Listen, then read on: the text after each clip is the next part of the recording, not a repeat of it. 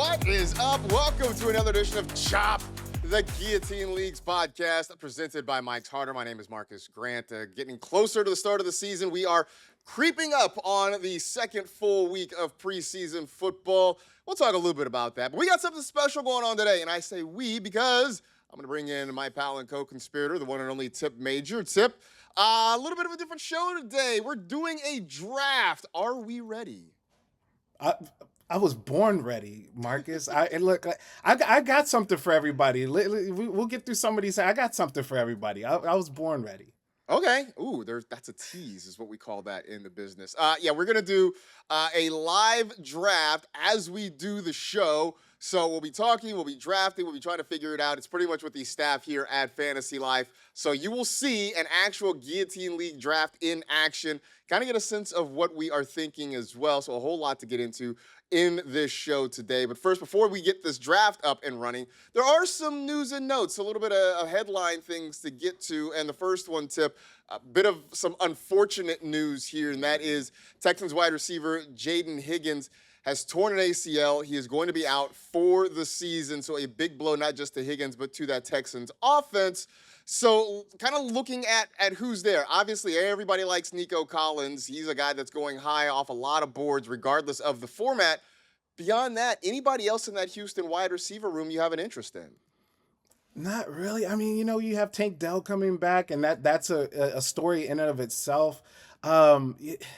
Jalen Noel, he's questionable as well. It's just, man, this is a really unfortunate situation for these wide receivers. It looks to me like Nico Collins is going to be the de facto target hog in as far as the wide receivers room goes. But, if you're going to talk about receivers in general, we'll go to the tight end situation. I think Dalton Schultz needs to be looked at. I mean, him and CJ Stroud have a connection, so I kind of moved Dalton Schultz up a little bit more.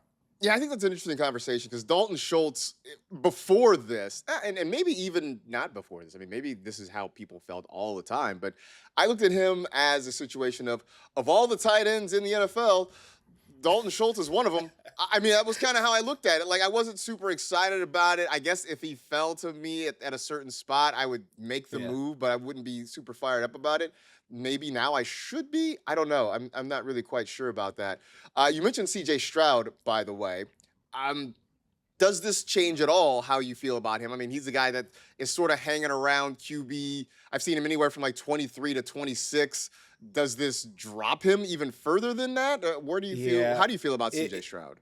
It doesn't really change it because I really wasn't actively drafting him anyway in any format because I was really looking for more for the defense to do what the defense does, the run game, and then sprinkle that in with some Nico Collins and Jayden Higgins. Unfortunately, not anymore. But no, I really wasn't high on CJ Stroud because he's got to prove it. And then the offensive line with their situation, they should be better than what they've been the last couple of years, but it's still something that we need to see. So it didn't really move anything for me with CJ Stroud. If anything, it did move him down, like you said. Okay. All right. So then I guess the other part of that then becomes you talk about this offense in general and the defense, I think, is the bigger story with the Houston Texans. That defense being so good, DeMeco Ryans is the head coach. I feel like if you're Houston, you're playing a situation where like the first team to 20 points wins. You think your defense can hold them down. You want your offense to score just enough, which means you're probably going to try running the football quite a bit. Does this injury to Higgins mean we should be moving David Montgomery up our boards?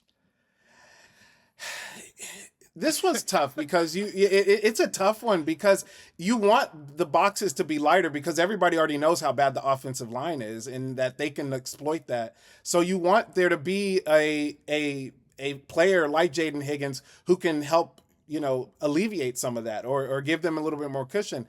I'm still high on David Montgomery because I think he's just going to get so much volume and he's going to get a lot of the goal line work.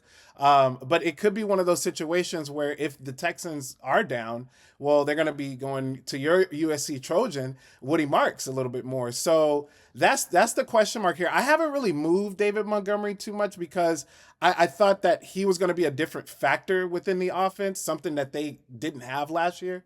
But I'm still cautiously optimistic on him though. Yeah, I mean, I think a lot of people are starting to come around on David Montgomery, and I Yeah. thought that even before the Higgins injury, that people were starting to look at him and realizing that maybe he's a little bit undervalued. I think some of it is because last year the numbers weren't particularly great, but that's mostly because the Lions decided they were going to feature Jahmyr Gibbs a lot more. Now he's out of that situation. He's in Houston, where he is easily the RB1 there, and there should be a lot of opportunity coming for him down there. So I think people are starting to understand that, hey, look, there's a big chance for David Montgomery to have a rebound in 2026. And I think you're starting to see him come up those draft boards. I'm curious how much more he comes up the draft boards now because Yeah. of the Jayden Higgins injury. Before we start this draft, you said you got something in your back pocket for us. I'm curious what it is that you're going to unveil. Oh no. Oh no. I am putting the hard hat Oh on, Marcus. no. As you can see, I'm ready to go to work. Oh no. So everyone in this draft that is drafting with us right now, I want you all to know that you are going to get the work. You're going to get the business. It's over for you guys. So you might as well not even go ahead and just pick auto pick. Other than me and you, Marcus, go ahead and pick auto pick because you are destroyed. You gave me the second pick as well. I Oh, gave guys, you look, nothing. This was randomized. I offer you nothing. Good luck to no one except me. That's what we're going. But you do have the number 2 pick in this draft. Yes. I do have the number 2 pick, and I'm going to tell you right now, we're not too far away from Thanksgiving. I'm going to fry you guys like a deep fried turkey. It's over. You guys are done. Do, do you want to go put on like a fluorescent vest too? Do you want to get some cones You to know, set up I here? thought about. Yeah, we need some cones. I need that. I need the jackhammer machine and just start because I'm dominating this league. You know what? Just peek behind the curtain. This was completely unplanned. All Tip told me coming into this was that he had something for us. He had a little bit of a rant he wanted to go on before we started doing this draft. Ladies and gentlemen, I apologize. I did not know we were going to be bringing in construction equipment for this whole thing. So, yeah, here we are. Anyway. As we get started with this thing, of course, giving you kind of the basics of what we are doing here. It is your standard Guillotine League, 18 teams. So we're going to have 18 picks in each round, 14 rounds all together. So you've got 1 quarterback, 2 running backs, 2 wide receivers, a tight end, 2 flex spots, and 6 bench spots to work with. As Tip mentioned, he has the number 2 pick. I am sitting in the number 7 spot, so we'll sort of be narrating as this thing goes along, kind of giving you our thoughts when we're on the clock of what we want to do, but also sort of letting you know kind of what some of the other people are doing as this draft begins. But first, before we get into this, I want to let you know that a lot can change within 5 years. The price of your internet will not with Xfinity's 5-year price guarantee. Now, sports, they are unpredictable. Your internet price should not be. Get a reliable price for a reliable connection. 5 years on the most reliable fiber-powered Wi-Fi with our best equipment. Now, all in means all in. Get everything you need, included data, equipment, and the most reliable Wi-Fi. Lock in 5 years of predictability, 5 years, the same price, no contracts or commitments. You can learn more at xfinity.com. Restrictions apply. Select plans only. I'm going to ask you, Tip. Look, you are the number 2 pick. Generally, in most drafts, that number 1 pick is going one of 2 ways. It's Jahmyr Gibbs. It's Bijan Robinson. I'm gonna ask you to peek behind the curtain here. If one of those two, are you going one of those two? Depending on who's left, might you go off menu? Might you go off? Yeah, I menu might for go your off. first pick? I might go off menu on this one, Marcus. It's all predicated on what Blade Runners does, and whatever he does will be the deciding factor. If he goes with a certain player who I think he's gonna go with, then I'm gonna stick to my guns. But if he goes with the other player that I have in mind, I'm going off script, and not completely off script. It's not like I'm gonna go out there and get let's see, a Christian McCaffrey or a CeeDee Lamb or anything like that. But I'm gonna hit you guys with a little something though. Well, Jahmyr Gibbs is the first pick off the board. Yeah. Is that what does that do for you now since you're on the clock? That messed me up because I actually thought he was going to go with Bijan. So I'm going to go ahead and go with Jamar Chase, and then I'm going to allow the other person to pick that because Jamar Chase, man, is just for me, Marcus is just, I think he's sheer volume. And All the other right. two are, but sheer volume here. All right. So Jahmyr Gibbs goes 1. You go Jamar Chase at 2. And very quickly, Bijan Robinson goes off the board at number 3. So we're maybe not 100% chalk, but we're about 98% chalk so far in the first 3 picks of this thing. So we got the number 4 pick, Joe Metz, on the clock right now as we get ready for this thing. We'll sort of talk through the picks, obviously, and kind of let you know what we're thinking or how we feel about some of these picks. There's also just some news we can kind of talk about as we go on through this draft. I am on the clock at number 7, by the way. So Yeah. we're screen sharing. I said this before the show. I'm not going to use the queue because I don't want you guys knowing what I'm doing over here, right? I'm going to stay in my lab. I'm going to keep to myself. And we're just going to, we're going to let it roll when things happen. We're rounding down on pick number 4. Joe. And it's Puka Nacua that goes number 4. Your thoughts on Puka at the 4th spot? Well, it's a little scary about, them traveling, first of all. And then is he going to be traveling? I mean, I haven't seen any news, but there was some stories back there a couple of weeks ago saying that he could possibly miss it, that game. Yeah. Yeah, there's talk of a suspension coming. The league has not put anything down yet. I know the rumor mill suggests that he could miss that first game of the season when the Rams go to Australia to take on the 49ers. So we'll see about that. I would say, I think you have the receiver in Jamar Chase that maybe has the safest floor, but I don't think that Puka is too far behind in that when he is on the field, we know he's going to be a target monster. He's going to get plenty of opportunity from Matthew Stafford in that offense. And so I think there's going to be some safety there with Puka especially once we figure out whatever the discipline situation is going to be from the NFL. Christian McCaffrey goes off the board at number 5. I'm 2 picks away as we figure this thing out. Marcus, I'm going to tell you why I did not want Bijan Robinson, because he did go quick. He went really quick, right? And it kind of made it look like, oh wow, I made a mistake. The reason I didn't go with Bijan Robinson is because they have some offensive line issues that they're dealing with, and then Tua.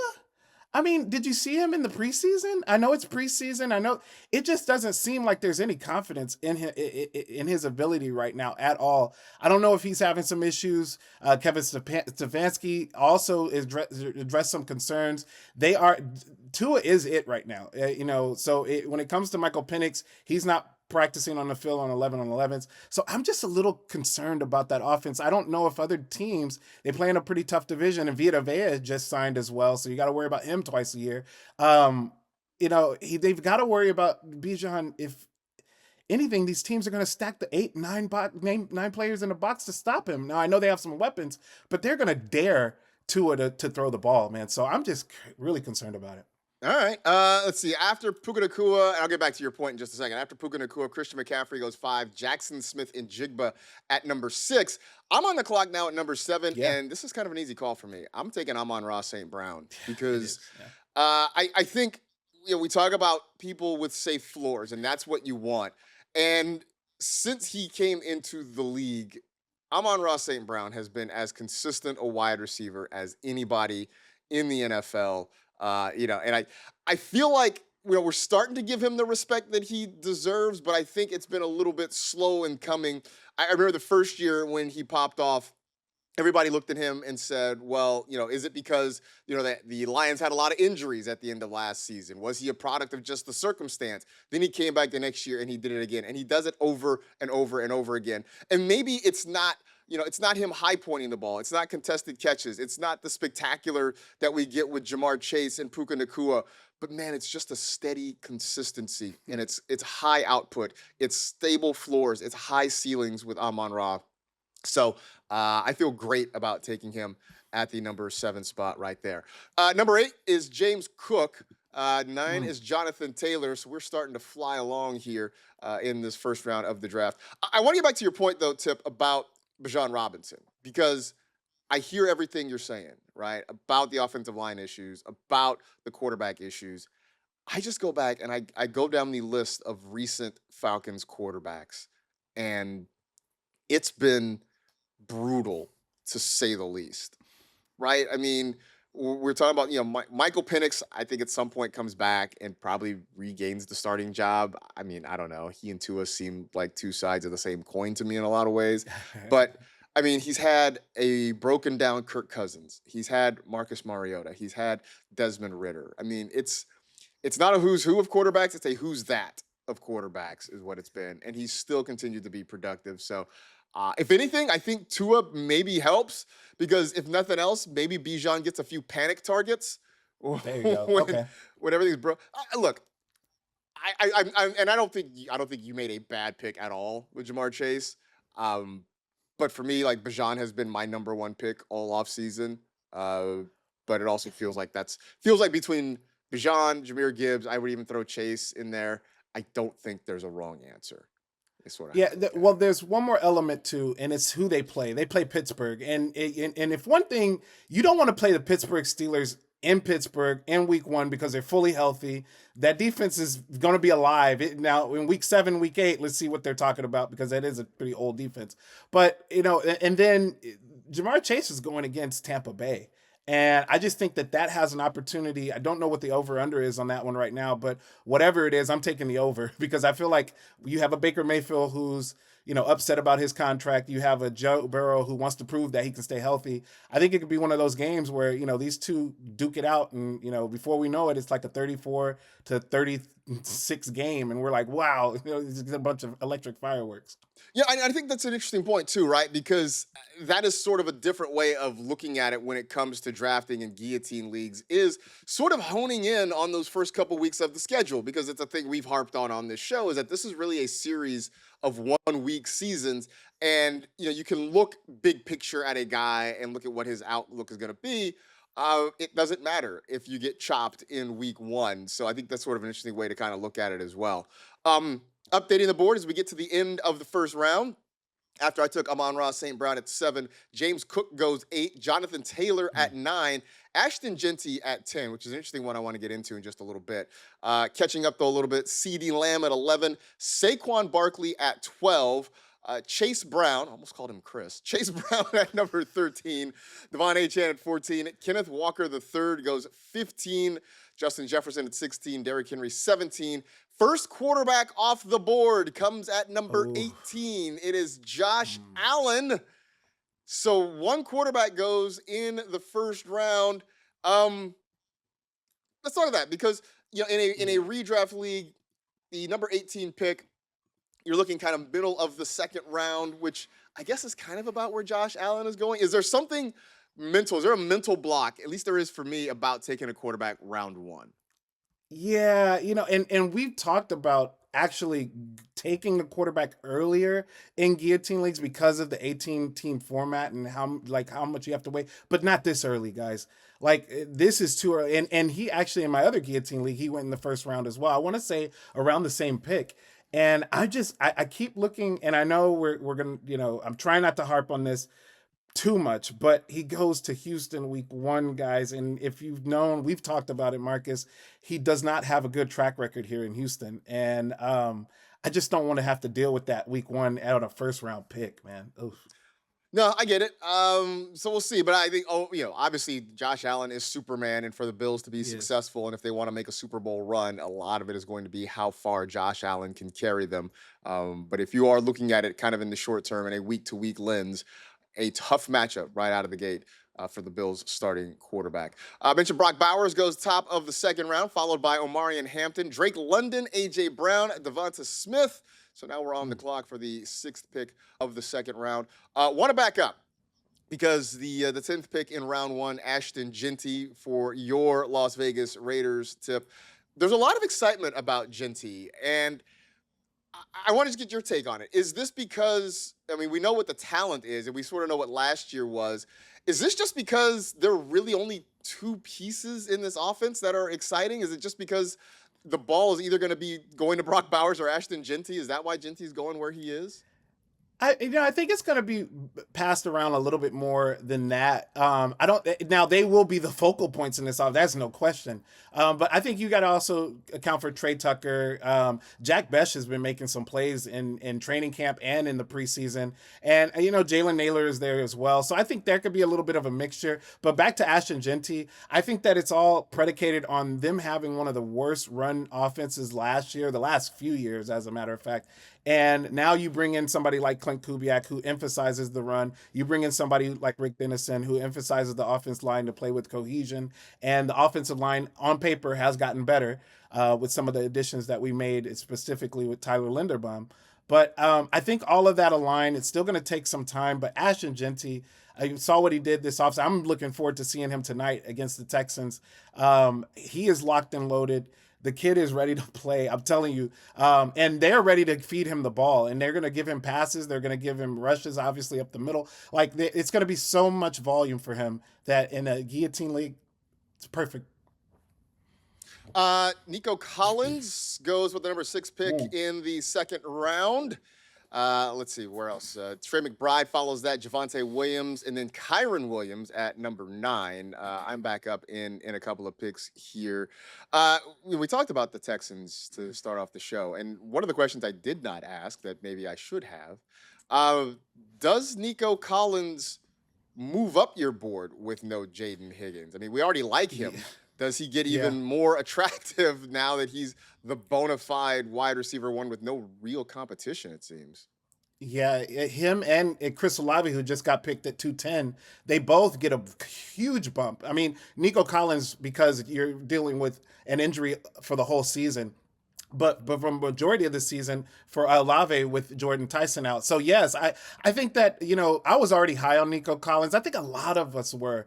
And like you had alluded to earlier, and I'm even higher on him. I don't know if I'm ready to move him as like top 5 wide receiver, but I got him inside that 6 to 9 range is where I could put him now, especially with all the targets he's going to get. Okay, so I just went, let's see, let's keep going. So Chris Olave, you mentioned, goes at 210. George Pickens at 211. At 212, I took Josh Jacobs because I was looking at who was on the board. Jeremiah Love, who I have really made no secret of saying feels a little bit too rich where he is. I don't trust the floor, especially now he's dealing with an injury. There's competition there. The offense is not expected to be particularly good. I'll say this. I kind of want your feelings on Josh Jacobs because this is a guy who consistently has been a touchdown monster in his career. And in past years, the Packers very much leaned on the run. There's some chatter that maybe they could start to turn some things over to Jordan Love. And look, they're not going to be pass happy. Like, I don't think anybody's going to confuse them, with like a run and shoot offense, right, where they're spreading it out and throwing it a lot. But should we be concerned that maybe Josh Jacobs doesn't get the volume this year that he did in past years? Yeah, I think over the course of time, I think he still will get the volume. Maybe not so much at the beginning of the season. At the beginning of the season, I think they really want to unlock something with this offense, with these receivers that they have. And then we talked about Tucker Kraft as well. Maybe he not getting so much work at the beginning of the season. They're going to maybe have him on a pitch count. Or a snap count. It's not baseball, but on a snap count. So, yeah. I mean, you could do it, yeah, but yeah. So I'm a little nervous about it, and then you have Chris Brooks there, and I think he's even a little bit. And I'm just a little nervous about that. I think that LaFleur really wants to get this offense high flying, and I think Jordan Love has taken that next step. He took a step last year before he got banged up, but I think that he even takes another step again with this group that he has around him. And then you got to also worry about Jayden Reed too. Jayden Reed could be used out of the backfield, so that could become annoying too. So those are some things I would concern. I'm off the Jayden Reed train. I can't. You're off the chain. I just can't because they were trying to use him. I kept calling him Dairyland Debo, right? Because that was the whole thing. They were trying to use him sort of in this Debo Samuel type role. We were getting all excited about it, but it's like he wasn't getting enough targets to make you feel excited about him as a wide receiver, and he definitely wasn't getting enough carries, or at least wasn't being productive enough with it that you could feel good about those opportunities either. Christian Watson, in my mind, has asserted himself as the wide receiver one there. You talk about Tucker Kraft when he's healthy and when he's definitely getting a full snap count and full route participation, is going to get a lot of opportunities. That we saw that last year. I can't with Jayden Reed anymore. I'm out. Yeah, I definitely wouldn't recommend him in the guillotine format, just because it's so up and down. But I just think he will be a piece in this offense that maybe they can unlock something with him. But yeah, I do feel you. I am on the clock right now. Let's see, Yes. Where are you going to go? While and you you do know that, what? go ahead. I was looking at Colston Loveland, honestly, at this pick because, and this just solidifies that I shouldn't have gotten him, because I always have a plan. I don't go out there and just kind of wing it. I'm always going to have a plan, and if that plan backfires, you always have to adapt to that. And I don't like any of the running backs. I don't like any of the wide receivers at this point. I like tight end. I like Colston Loveland, but I'm going to go Lamar Jackson. I think that this is his year. We've talked about it before.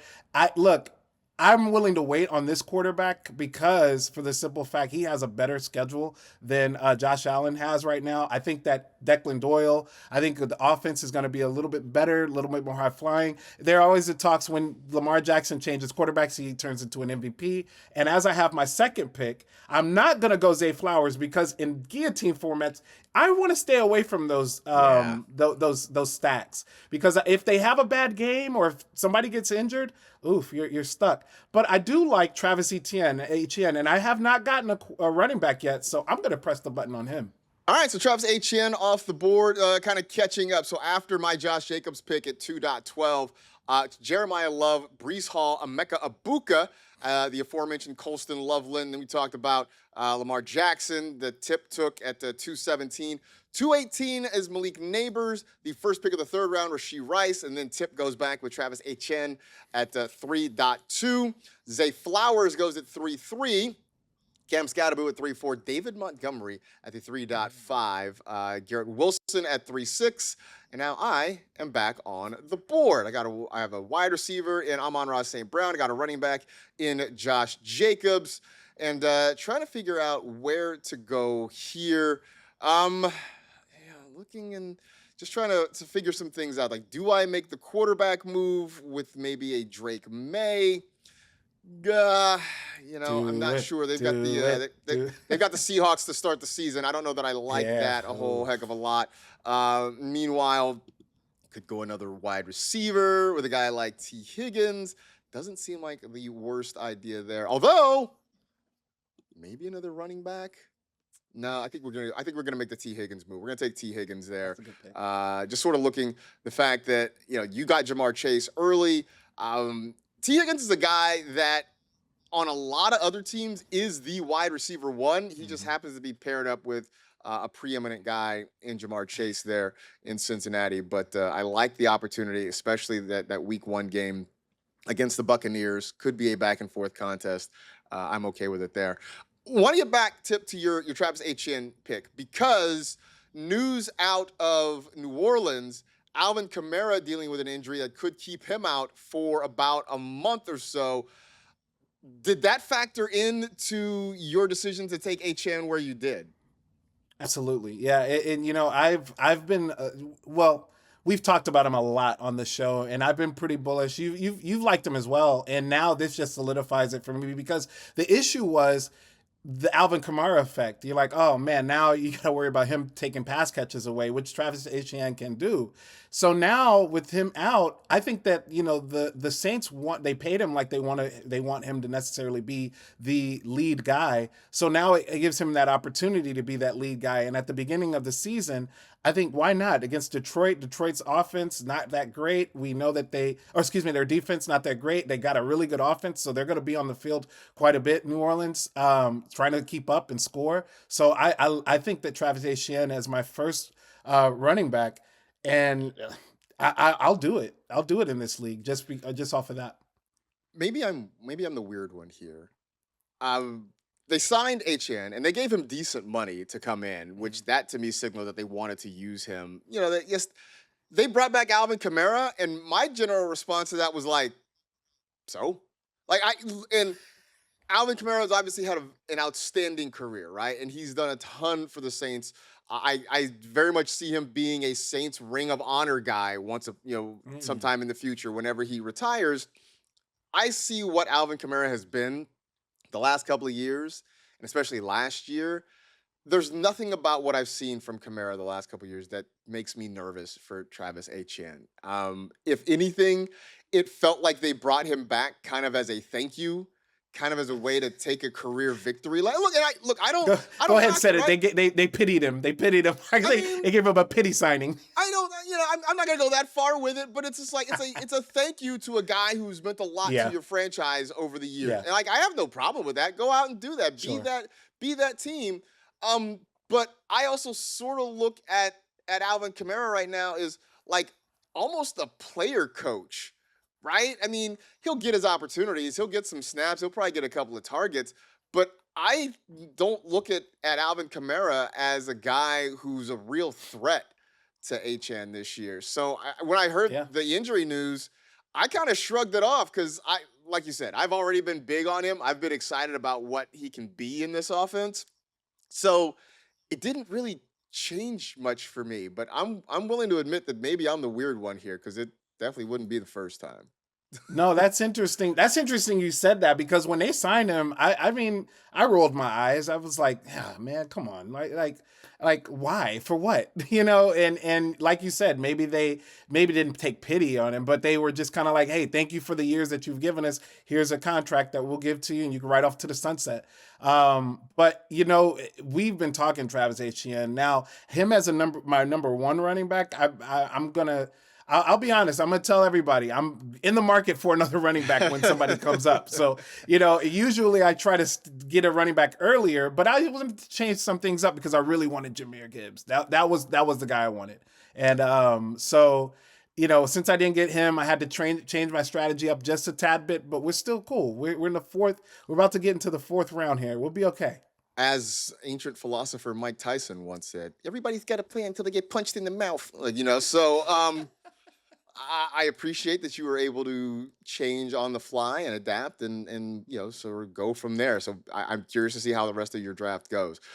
Catching up a little bit on the board. No, I mean that sincerely. I'm not trying to throw shade. Oh, I really do mean yeah. it. Okay. All right. Watch yourself, Marcus. Look. I know you got a I'm hard here to head work. you got a hard head to jackhammer. Like I'm gonna watch my mouth. Like trust. Catching up after my T. Higgins pick at 3.7, Teteroa McMillan. His mom says don't call him Tet. Teteroa McMillan Mm. goes at the 3.8. Quinshon Judkins at 3.9. DeAndre Swift, who I almost took with my third round pick, he goes at the 3.10. Lad McConkey is at 3.11. Jalen Waddle at the 3.12. Joe Burrow is the 3.13. In fact, Joe Burrow, the QB3 off the board in this draft. Bashaw Tootin at 314, Devontae Adams at 315. Jadarian Price is the 3.16. Bucky Irving at 3.17. Just win baby on the clock for a pair of picks. He goes Travion Henderson at the end of the third round and keeping an eye out for his first pick in the fourth round. Your You know. thoughts on Joe Burrow being the QB3 in this one? Yeah, I am big. So I'm really big on Joe Burrow this year. I think that if the stars align correctly and everyone stays healthy, I think you can be looking at a top 10 wide receiving group for fantasy, and you could be looking at the possible MVP of the league with Joe Burrow if that happens. It hasn't happened with them on the field together, but then again, a lot of it's been because of injuries. So I think if they can stay on the field, man, the defense is not too shabby. So I really like Joe Burrow as the third quarterback. I would want somebody who gives you a little bit more rushing upside. I mean, he will run from time to time, Marcus, but I think Drake May would probably fit the bill more for me. But then again, he's going against Seattle, and you got to think about that. You have to think about that. That was going to be my question to you because that was why. Yeah. I mean, I looked at it right. I You said seriously it. thought, do I take Drake May here? My thought process being, I don't want to have to deal with the Seahawks in Week 1, especially considering I don't know. You might remember the last time Drake May played the Seahawks in a little game called the Super Bowl. Did not go well. Did not go well at Oof. all. So that made me a little bit hesitant to make that move there. Terry McLaurin. First pick of the 4th round, followed by Luther Burden. Tyler Warren goes off at the 4.3. Little bit of news about Tyler Warren coming out of Colts camp yesterday, dealing with a bit of a groin injury. It put him off to the side at practice. Now, reporters say he did come back. He stood on the sidelines. He didn't have a helmet on. They basically just kind of gave him the rest of the day off. I like Tyler Warren.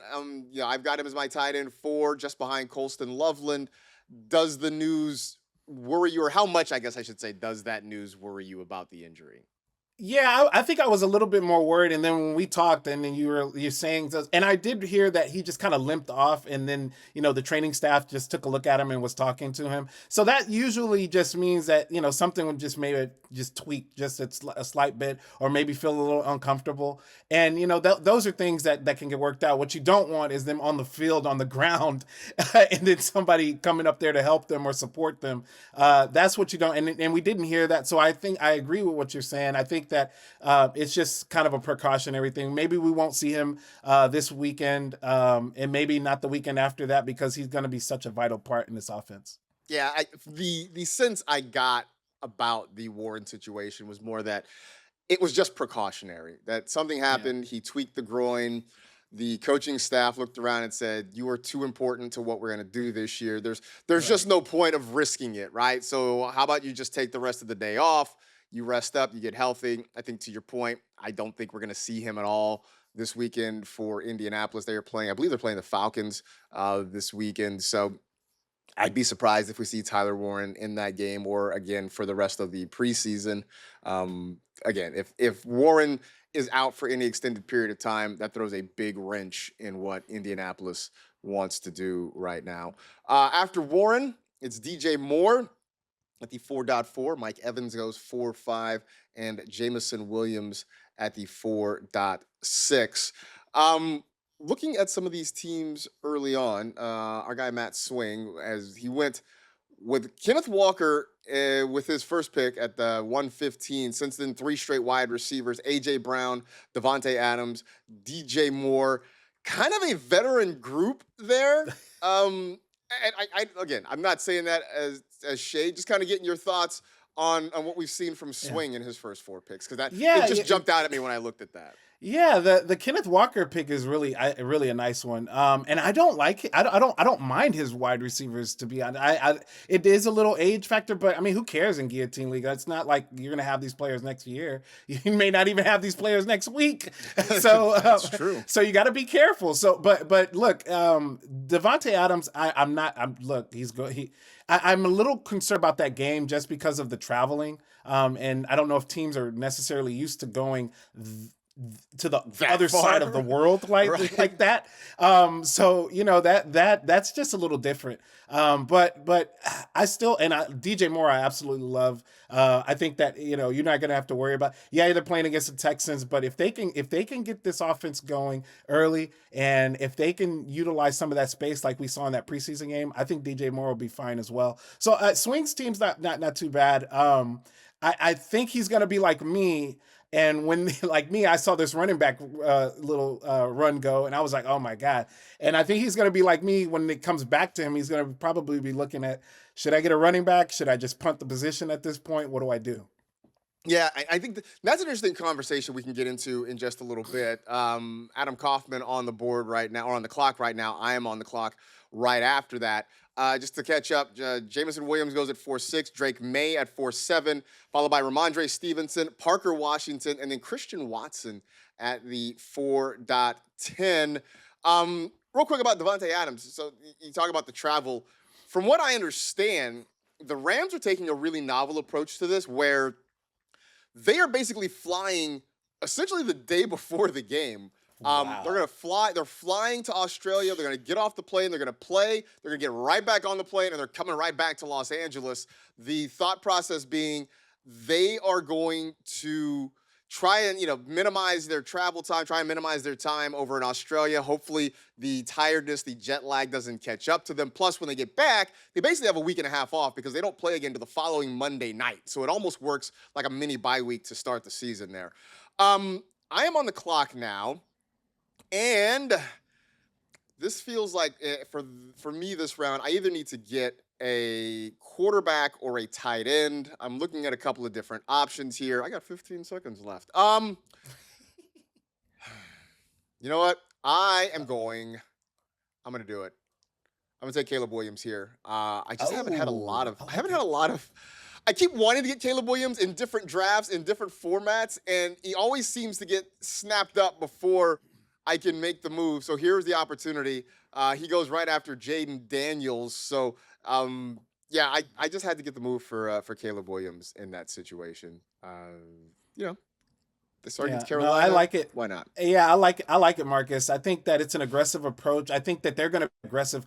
Look, Ben Johnson said he wants to break the record. So I mean, Right. you know they're going to be aggressive coming out. And and against Carolina has a decent defense. They got an okay back end, but I don't think that it's going to be anything scary. Even if Luther Burden is limited, you still got Roma Dunze, you still got Colston Loveland, you still got DeAndre Swift coming out of the backfield. As long as they can protect him, which I think they will under a Ben Johnson offense, I like it.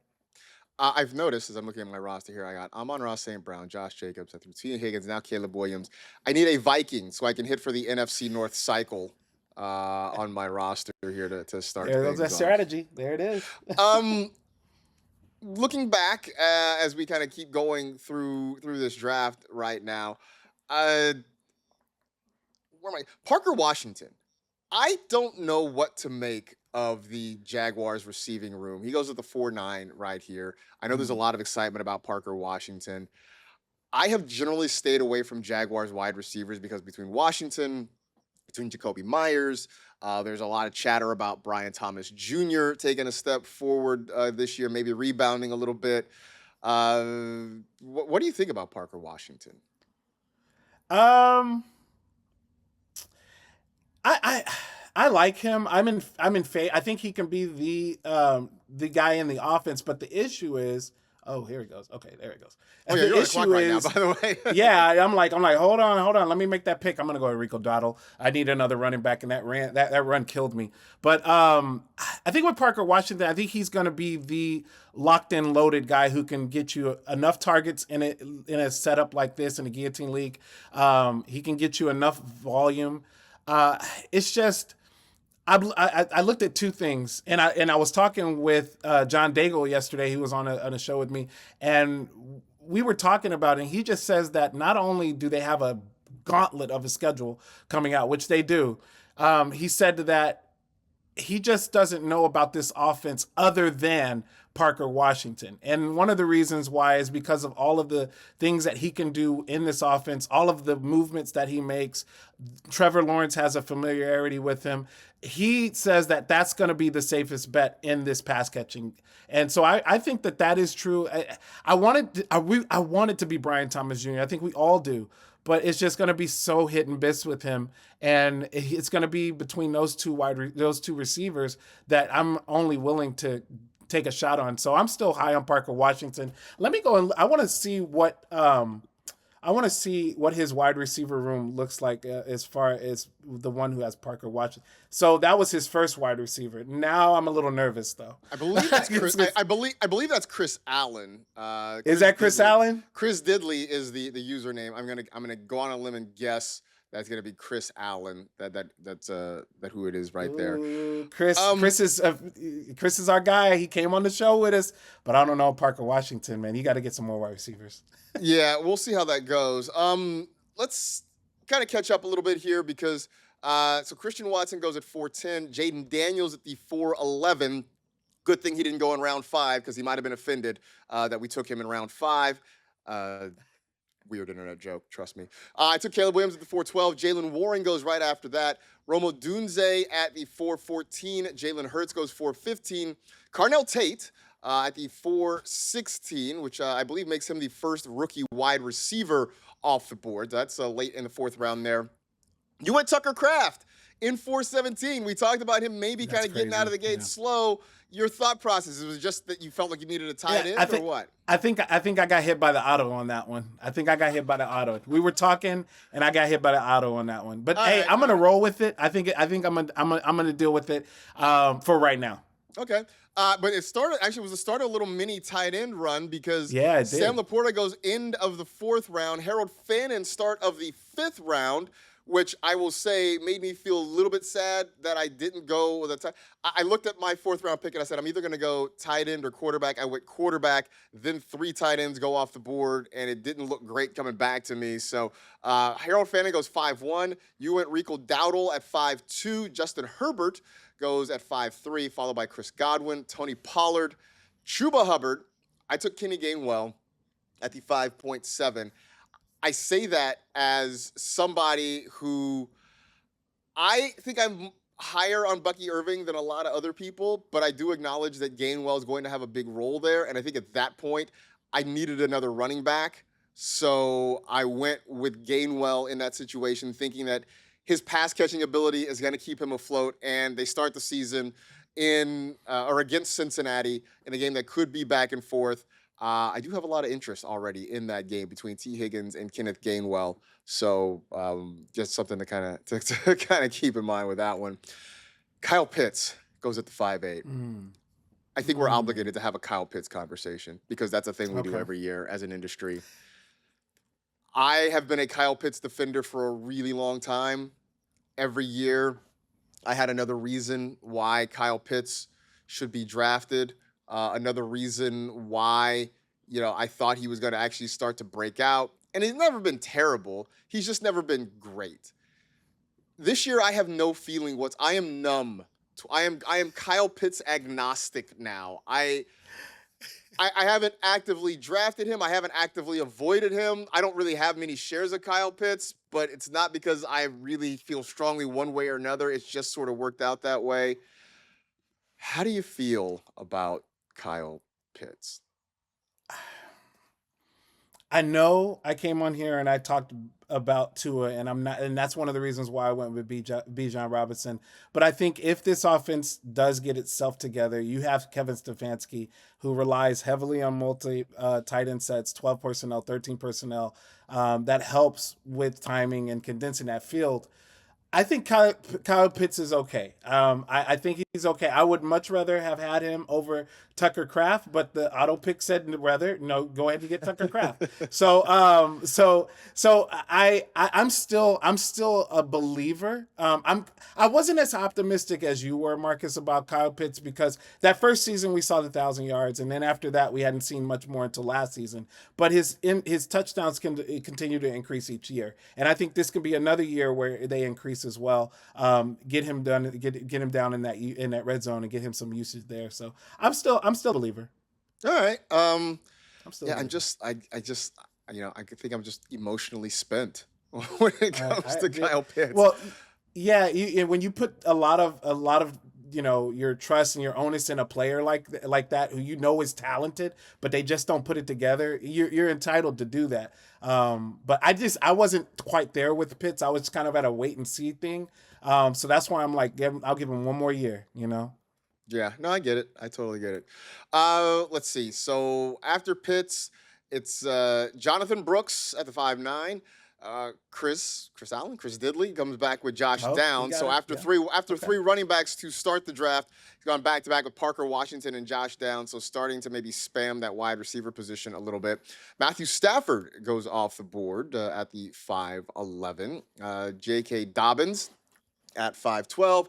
Mark Andrews follows him. After that, it's DK Metcalf. Jordan Mason, 5.15. RJ Harvey at the 5.16. The aforementioned Brian Thomas Jr. goes 5.17. And then back-to-back picks to end the 5th, start the 6th. It is Blake Corum and Marvin Harrison Jr. I've talked about Blake Corum, how I think there's a real opportunity there. I think he's a real value pick if it does turn into closer to a 50-50 split in that Rams backfield. And I mentioned, I think on our last show, how I'm maybe starting to come around on Marvin Harrison a little bit. So, selfishly, I like that pick. I like those 2 picks back to back there at the end of the 5th and the start of the 6th round. Matthew Stafford, obviously we know what he can be. He's the reigning MVP of the NFL. He is sort of the Jenga piece to this Rams team. Everybody talking about them as the Super Bowl favorites coming into the season. it really all depends on his health. If Matthew Stafford gets hurt, no, I mean, if he gets hurt, Yeah. if he gets hurt in any significant way and has to miss significant time, um, the Rams are probably cooked at that point. Any worries though, at least in week one, about a 37-year-old, 38-year-old quarterback flying halfway around the world and having to play a 49er defense that is still pretty good and gets Fred Warner back this year. Yeah, with a tricky back too. So Yeah. it's this is what I would do if I went ahead if I had somebody like Matthew Stafford, who I love. I think he's great. But I would also just have a contingency plan in place. Maybe start looking at some of these other quarterbacks in the next couple of rounds. Just have a backup plan, and you might need to do the same thing for Joe Burrow as well. Especially in a league where you're only playing one quarterback. So, but I think it's fine. You got to deal with the travel schedule, but you also have to trust the coaches, and you got to trust Sean McVay that he's making the right decision with his players in this one. I don't know. I've never traveled clear across the country. I've never traveled clear across the world like that. Yeah. So I wouldn't know. Yeah, I have no idea. I've never done that before. I mean, I've had friends who've done that, and basically, I know like when you come back, it's sort of like time travel in that because you have to cross date lines and that sort of thing. Like you can land in the States almost before you left Australia. So, that's going to be sort of interesting to figure out. I would be curious. I think an interesting conversation or an interesting article that I would love to read would be with a team or teams that do like sleep studies and sleep analysis, right? Because they have metrics and analytics and training regimens for literally everything. You have to think that as the league expands and is starting to travel to more places, I mean, obviously they've been going to Europe for a while. They're going to South America. Now they're going to Australia. I would have to think that teams are going to start hiring specialists to look at sleep and body clocks and adjustments and travel and how to optimize that sort of thing. Also, the fact that you are going to have large, in some cases, 300-pound men on an airplane for 14 plus hours. And, like, how do you do that and keep them comfortable and keep them, ready to go? Like, sure, you can try to give them sleep aids, melatonin and what have you to help them sleep on the plane. But how do you do that and not have them feeling groggy when they wake up and ready to play and all that kind of stuff? Just a lot of interesting things. Yeah. You reminded me of a movie. So you reminded me of Police Academy 5 and the Siren Miami Beach. And there's a scene in that movie where Bubba Smith, who, great football player, R.I.P. R.I.P. Like he's in the seat in the plane, and then one of the other guys comes up, and I think his name was like Clonklin or something. He's this big 350-pound guy, maybe even 400 bills. And he goes and sits on the side with Bubba Smith, and the plane tilts over. Like it couldn't take as much weight. So you're right about that. You got these huge dudes on this plane. How are they just gonna be comfortable, man? I don't know. It's just so much, man. I hope that they really think it through, and I hope that they got some sleep study people. Maybe they got some, I don't know, airplane engineer expert showing them different flight patterns. I don't know. Maybe they did that. Maybe that's why Sean McVay's comfortable enough to do it. Could be. Look, I mean, I think if you're a Rams fan, you just believe in Sean McVay and you sort of trust what they've been able to put together this whole time. I am on the clock right now. Laquan believes. Yeah, our boy Laquan Jones is absolutely 100% believer in that situation there. Jeez. I mean, I'm looking at a tight end. I don't really like any of the top two guys on the board. I'm gonna close my eyes. I'm gonna click Alec Pierce. I'm gonna hope it works out for me. I know people like Alec Pierce. I know he's sort of he seems like a boomer bust guy. Like Alec Pierce to me seems like a guy who would be much better in best ball than maybe in guillotine. I don't know that I love the floor for him necessarily, but I do like the ceiling. He's your third wide receiver. You got True. Amon-Ra, T. Higgins. I think you can deal with whatever that everybody's dealing with when it comes to him. In this injury situation, the ankle. So I think you can deal with that for maybe a week or two and just see where the cards fall. Yeah, I think that's probably a good way to look at that.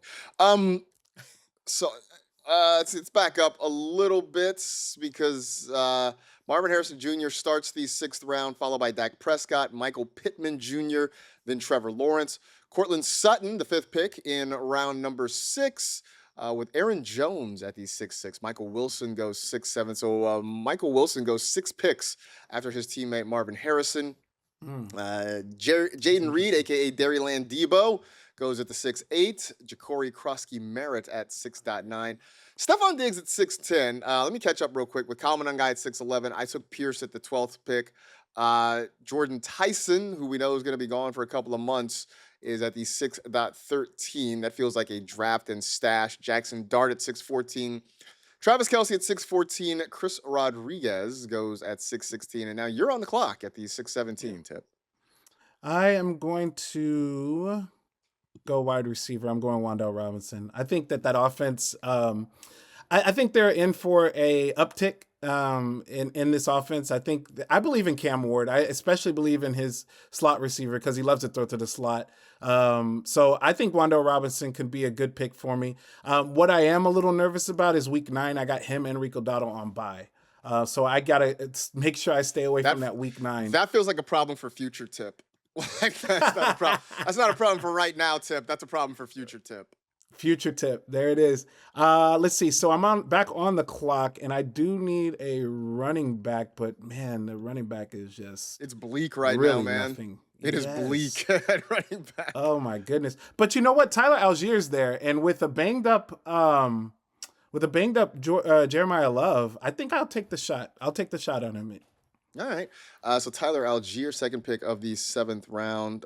Chris Rodriguez, you mentioned Wan'Dale Robinson. Jacoby Myers goes with the last pick of the 6th. Rashad White starts the 7th, followed by Tyler Algier. And then Matthew Golden goes at the 7-3. I wanted to ask you about Stephon Diggs, because when he first signed, obviously, a lot of people weren't really jumping on board. The ADP was really low. Has started to come up the board now. How are you feeling about Stephon Diggs? I'm getting there. I'm not particularly excited about the offense right now, but I know David Blau. I know that he's going to want to open the offense up a little bit more. But if you open up the offense a little bit, it's not with somebody like Stephon Diggs. He plays pretty tight inside the seams, at least nowadays. So I think I'm going to be a little bit cautious on him. I think, in this format, I think I want to take a wait and see approach with him. There's another wide receiver who I don't think has been picked right now, and I'm not going to say his name because he may or may not be in my queue. But when he does get picked, I'll talk a little bit more about him. But right now with Stephon Diggs, I'm just kind of like, meh. I'm not too excited about it. All right. So after Algier goes 7-2, Matthew Golden at 7-3, Casey Conception at the 7.4. Let's talk a little bit about the Browns here, because story that was just released saying Deshaun Watson doesn't care whether or not the Browns fans boo him during a preseason game. They weren't saying boo, they were saying boo earns. That didn't even work. The Browns played all 3 of their quarterbacks. They played Watson, they played Sanders, they played Dylan Gabriel. All 3 of them turned the ball over at some point. Casey Conception, though, had a pretty decent game, and his name started to move up draft boards a little bit. I think we might have talked about this, but I'll ask you again. I mean, does it matter for you who the starting quarterback is with Cleveland based on, if you're drafting, whether it's Quinshon Judkins, Harold Fannin, or KC Conception, or Denzel Boston? We'll throw him in the mix too. Does it matter who the starting quarterback is? It does. I mean, I did call Deshaun Watson Captain Dink and Dunk the other day, and I got to look at it from another aspect as well. That was his first game he's played in 2 years. It's been something like that. So, yeah, you just want to get your feet wet. You just want to get out there and toss the ball around a little bit. Shedeur Sanders is starting this week, so I do think there is a true competition. But I still think Deshaun Watson is leading that competition right now. Maybe the next preseason game game when all the starters come out and they play for longer. Then we can really see what Deshaun Watson wants to do, because he likes to push the ball down the field.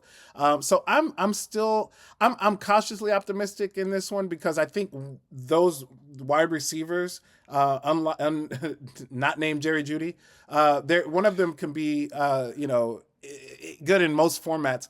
I'm going to tend towards Boston, but I like Concepcion. I think that over the course of time he'll get his feels in this offense.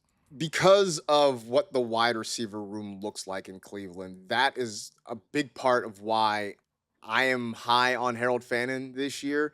Yeah. Maybe as we get through the season, we'll see Boston and Concepcion, sort of evolve and earn bigger roles in the offense. I think it's always going to be at least a little bit of a jump scare when when you see Jerry Jeudy catch a pass there in the offense. Yeah. But I think the one thing we can count on to start the season is going to be Harold Fannin. So, he went, where did he go? He went in the first pick of the 5th round. Feels like a good spot for him. I do think there's a lot of upside there, especially early in the year for Fannin. After Concepcion at the 7-4 was Brock Purdy at 7-5. George Kittle goes one pick later. I took Dallas Goedert at the 7.7. Feel okay about that. I mean, I waited to get a tight end just because every time it came back to me, there weren't any guys that I liked at that particular spot. Feel good about Goddard at this spot. Again, we've talked about this before. New offensive coordinator in Philadelphia. Kevin Patullo is gone. They are going to lean into a lot of the things that the Eagles have done well. We talk about the tush push. We talk about Saquon Barkley. But they've gone out and said they really want to get Dallas Goedert integrated fully into this offense. And I think especially, look, no A.J. Brown. As much as I like Mekhi Lemon, the hamstring has kept him off the field throughout training camp. So you're kind of keeping an eye on what that means for him early in the season. Devonta Smith is obviously going to get his targets, but there's a real chance for Dallas Goedert early in the year to settle in and cement a role there. So am I crazy? Am I trying to talk myself into something right now? No, I think there is a chemistry as well with Jalen Hurts too. So when you have that chemistry, I mean, he got 11 touchdowns that last year. There are some vacated targets that could go his way and could go to Dontavian Wicks' way as well. I just think that it's, like you said, I think the pecking order is going to be Devonta Smith, and then possibly Dallas Goedert, and then maybe a semblance of Dontavian Wicks, and Saquon Barkley as well, getting some passes out of the backfield. So it sounds good. It sounds good for me. Mekhi Lemon, let's see how his hamstrings hold up. I mean, he doesn't seem like he's going to miss much time like Jordan Tyson, but I still want to just see how he progresses. Because it's tough being a rookie. Yeah, it's tough being a rookie. It's tough being a rookie and not being on the field for training camp, plus hamstrings, especially for wide receivers, can be nagging, can be tricky. If you don't rest them properly, you can aggravate that injury and end up missing a whole lot more time. So, let's see, keep going. So after I take Goddard at 7, Quentin Johnston goes at 7.8. Bo Nix is the 7.9. The aforementioned Mekhi Lemon goes the 7.10. Isaiah Likely after that, followed by Xavier Worthy, Jordan Addison. Jonah Coleman is the 14th pick in the 7th round, followed by the original Debo. Debo Samuel goes at 7.15. Romeo Dobbs at 7.16. Dalton Kincaid at 17. Woody Marks rounds out the 7th round with Jalen Coker starting round 8. Khalil Shakir goes at the 8.2. 8.3 is Tyrone Tracy. And now Matt Swing on the clock at the 7.4, where he goes with Jake Ferguson. Quentin Johnston, what do you make of him? Look, at this point, he's in the 7th round. He, for Adam Kaufman, is the 3rd wide receiver, so there's not as much risk there. Which Quentin Johnston do we get? Do we get the guy who was scoring a ton of touchdowns at the start of the season? Do we get the guy who sort of faded and disappeared later in the year? I don't know with this guy. It just seems like he's so up and down. And then I was watching NFL Network the other day and they were doing a joint practice and they actually showed Quentin Johnston getting a pass thrown to him. And what did he do? He dropped it. And I'm just like, come on, like this is the type of stuff that we're seeing from him on a consistent basis is the drops. And you know how much of that is Mike McDaniel, he doesn't seem like he's one of those tough rah rah Bill Belichick type disciplinarian type dudes, but he's probably going to veer towards somebody else who can catch the ball consistently. So with Quentin Johnston, like you said, or with Adams' team, he's the third wide receiver. He doesn't have too much of a lofty price tag because he can catch fire. We've seen him. So that's the thing. I just want him to clean up those catches, which, I think that he can do. He's eventually, maybe it's just knocking off some rust. But it would be more devastating, or I would be more nervous if he was my number 2. After Ferguson goes, Patrick Mahomes, 5th pick in the 8th round, which is a thing that a couple of years ago would have seemed unfathomable that Patrick Mahomes would have lasted this long. But when you have a combination of an offense that has not been quite as explosive the last couple of years, with a quarterback coming off a pretty serious knee injury, that is why you get Mahomes where you get him. How nervous should people be with Patrick Mahomes in week 1 of a Guillotine League? Again, knowing this is potentially a 1-week season, and they got the Denver Broncos. Is that scary hours with Patrick Mahomes? Scary hours. Yeah, scary hours, no doubt. Like, it's just one of those situations where the only thing that I think that's got in favor for them is they're playing in Kansas City. That is really the only good thing. So yeah, I'm out on this. I mean, you're not only dealing with the Denver Broncos, you're dealing with a quarterback coming back from an ACL tear. Do you think that defense and that defensive coordinator is not going to scheme up some really intricate pass rushes to really throw him off, or really get Patrick Mahomes moving out of the pocket? You got something coming at you, because I'm telling you, it's going to be they better protect Patrick Mahomes, and they better get the ball out of his hands very quick. Let's see. After Mahomes, let me get back to where we are. Jalen McMillan goes to the 8.6. Rashid Shaheed at the 8.7. The only, I think, upset here is that it was Jorge Martin that took Rashid Shaheed and not our pal Cooter Doodle. That just seemed like a no-brainer. At the 8.8, Scobly on Chop is sipping a nice glass of Zach Charbonnet. Jared Goff goes 8.9. Deshaun Stribling is at the 8.10. A guy who Tipp could get a lot of opportunity in San Francisco with Ricky Pearsall out for the year. Mike Evans, when he's healthy, is going to be the number 1 wide receiver, but George Kittle working his way back from an Achilles injury. Christian Kirk has been hurt. I know that's shocking to you, Christian Kirk not healthy. But he's been hurt throughout training camp. So Deshaun Stribling, a guy who's really gotten a lot of opportunity so far in training camp. Kyler Murray is the 11th pick in the 8th round. I followed that with Keaton Mitchell because we talked about earlier Mike McDaniel saying they're going to go with a hot hand approach, and understanding that Mitchell is a guy who can be explosive.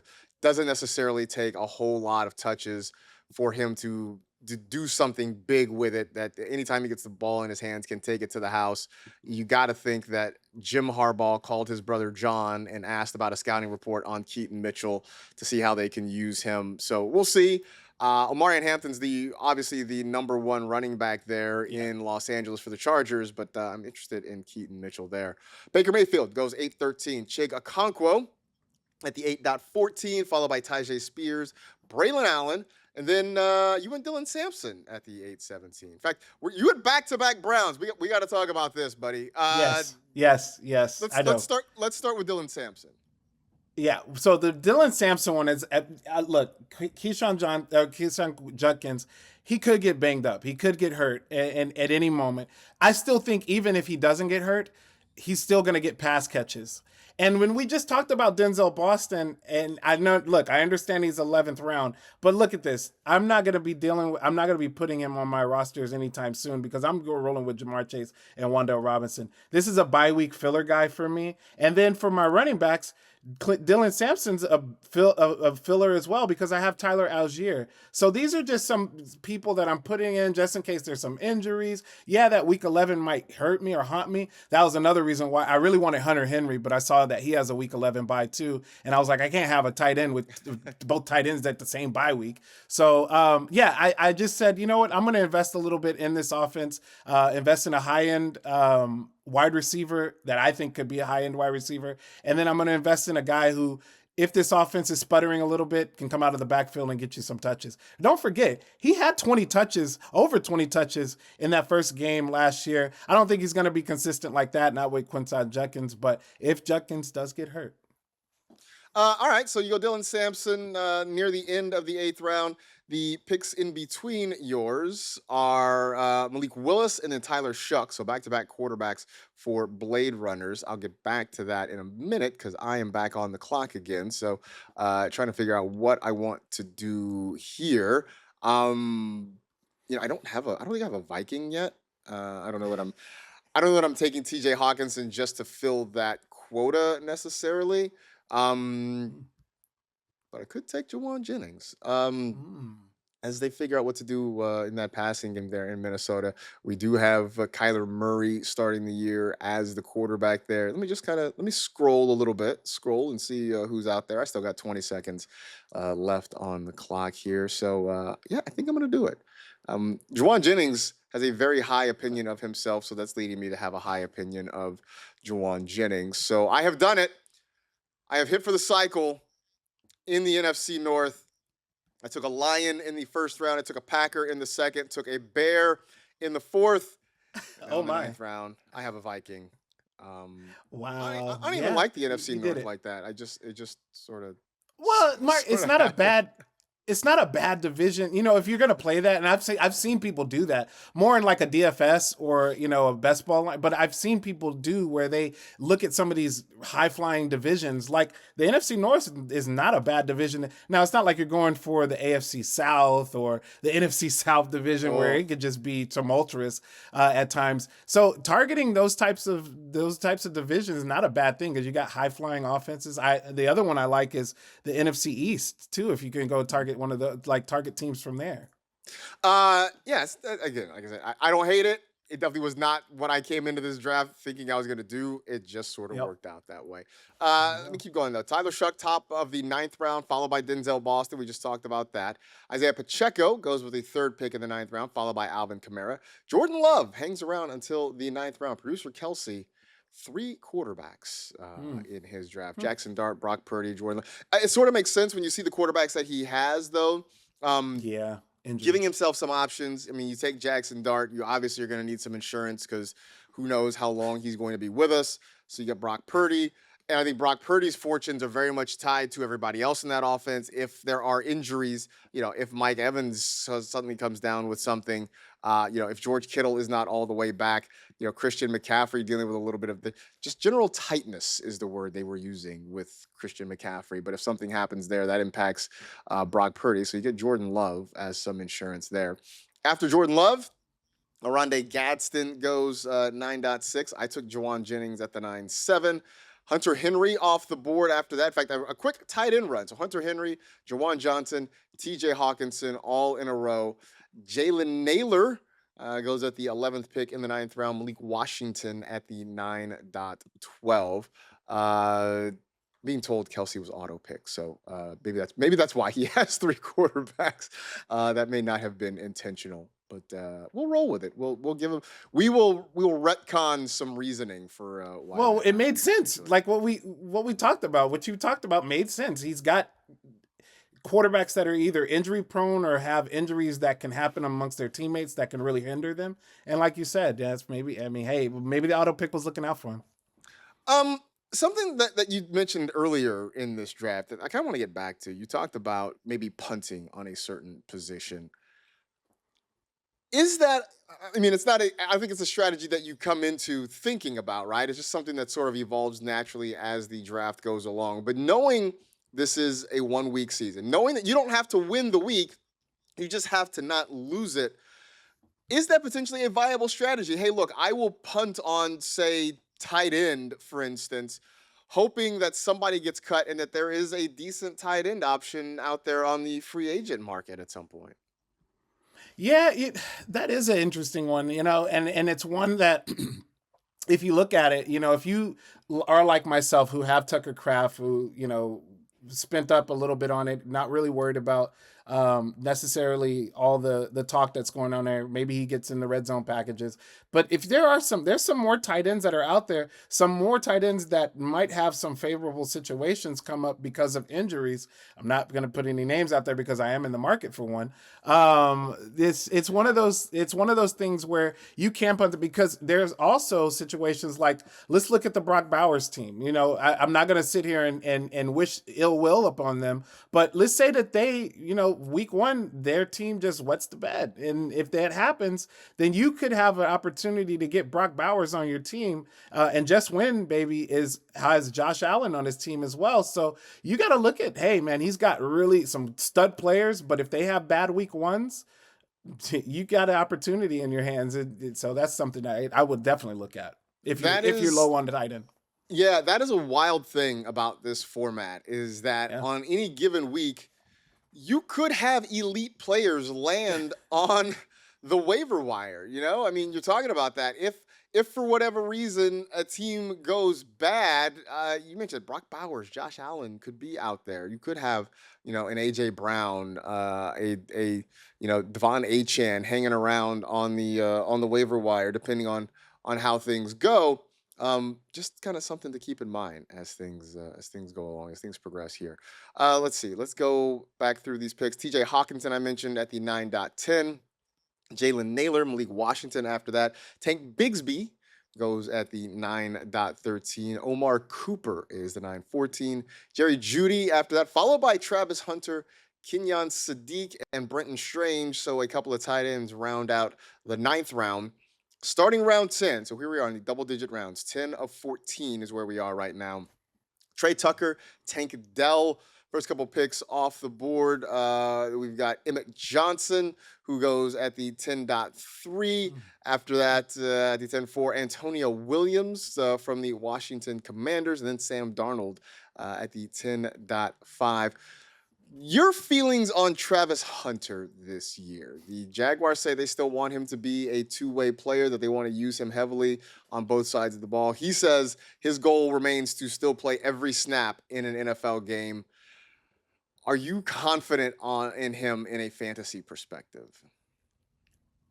In IDP leagues, yes, because you can get those offensive points. But no, not so much in Guillotine. It's just we already don't have a clear pathway for this wide receiver group too. In anyway, and then when you add a Travis Hunter in there, who he could pop off at any moment. But how many opportunities is he going to get? That's the question mark here. Now, again, this is later enough in the draft where you can take some swings on certain players. So I'm not hating it, but just don't be surprised if you're not playing him at any weeks unless you're really, really dealing with some bad injuries. Yeah, I feel like with Travis Hunter, there might be a Travis Hunter week in there, but I don't know that they're going to be Right. consistent, and I don't know that you can predict when they're going to happen. He feels like one of the quintessential better and best ball sort of guys there. So I'm kind of staying away from Travis Hunter at this point. I am back on the clock here and trying to figure out what I'm going to do. Is all my starting spots are full. In fact, I've got one of the bench spots done as well. So mostly just kind of looking for, I guess, potential upside, something that does have a safe floor along the way. It's bleak out here, Tip. It's rough. It is. It is It's rough in these real fantasy rough. streets. Rough in these fantasy streets right now. Um, I am gonna go. I guess this is a little bit of insurance potentially, but we'll take Marshawn Lloyd Oh, there we go. and hope that he is healthy. So I'm looking at this in two ways. One, it's very much an insurance pick for Josh Jacobs, who I took in the second round. But he's a player that the Packers do still like. He just hasn't really been able to stay on the field in his first couple of seasons dealing with injury. But it does seem like there have been some positive reports about him out of training camp. So hopefully that actually does mean something as we go down the line. But if nothing else, if something were to happen to Josh Jacobs, then ideally it's Lloyd that steps into a bigger opportunity there. Yeah, and Go ahead. bigger guy, bigger bowling ball type running back. Yeah, so I like it. I like that you're securing yourself in that aspect as well. Yeah. Catching up, I mentioned Sam Darnold goes at the 10.5. Daniel Jones goes one pick after that. I think Daniel Jones sort of is who he is. I think we've seen the best of him. We saw him get off to a really quick start. He and the Colts got off to a really fast start last year. Then he was starting to sort of turn back into Daniel Jones. Then he got hurt, and it all kind of fell apart for the Colts. I think at this point we sort of know who Daniel Jones is. But Indianapolis has added some pass-catching help. Keenan Allen just signed with the Colts. I don't really know how much Keenan Allen has left in the tank. I'll filibuster because I know you're on the clock right now. So we're not sure how much Keenan Allen has left in the tank, but he does join a wide receiver room that is filled with, I think, more potential than production so far. When you look at guys like Alec Pierce, you look at guys like Josh Downs, we're still sort of waiting for them to kind of make that. Oh, look at that. Look at how you took Keenan Allen, just as I was talking about him right now. So, I mean, we'll backfill, but tell me about Keenan Allen and your feelings about him in Indianapolis. You know, we talked about it on Tuesday. I was ready to tweet out Keenan Allen to the New Orleans Saints. Keenan Allen, just to have fun. And then not before I tweeted that, it comes out that he goes to the Colts. And I don't think that was in any better situation because I was like, hey, he's done work with Kellen Moore before, but who has he done even more work with? And that's Shane Steichen. So I think that it's a really great opportunity for him in a team that needs a wide receiver at the moment. So look, I was waiting for him to fall, and he fell down here. I think some people are worried about the age, the knees. I'm not, because he has familiarity in this offense, and it's Keenan Allen. It is Keenan Allen. I mean, I think that is a big part of it here. I am on the clock right now. I think I may do the scroll. I may look through and go a little bit deeper to find a name that I'm interested in. I see one that I like, and you know what? At this point in the draft, why mess around? Why hope and pray that this guy comes back to me? So we'll just take Jacoby Lane right now. And, I had him queued. Did you really? Love it. Yeah, love that pick, man. Oh my God, Mark, talk about him, Marcus.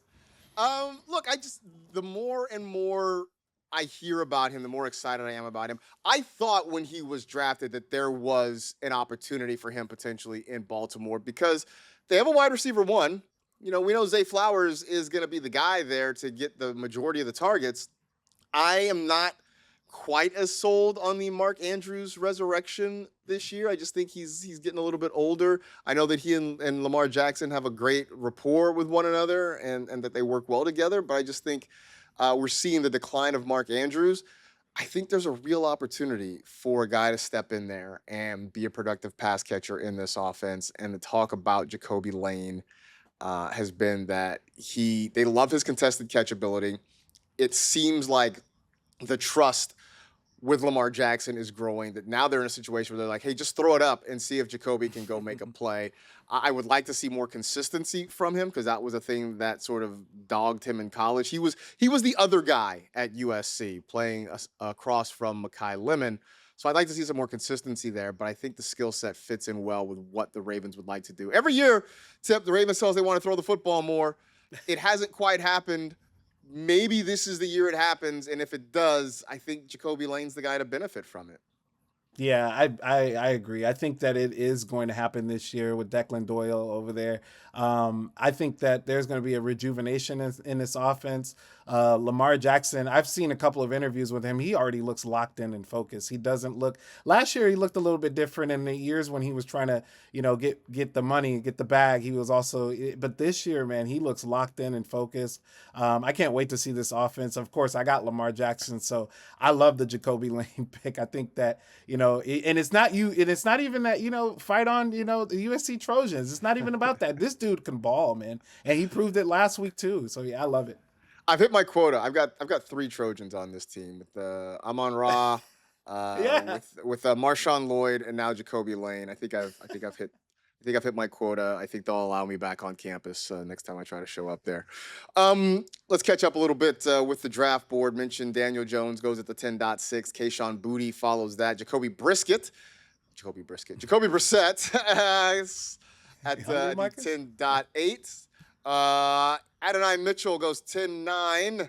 Then at the 10.10, we got Caleb Douglas, who's getting a lot of hype in camp. Jayden Higgins goes at 10.11. I'm gonna guess that was probably a timeout and an auto pick there.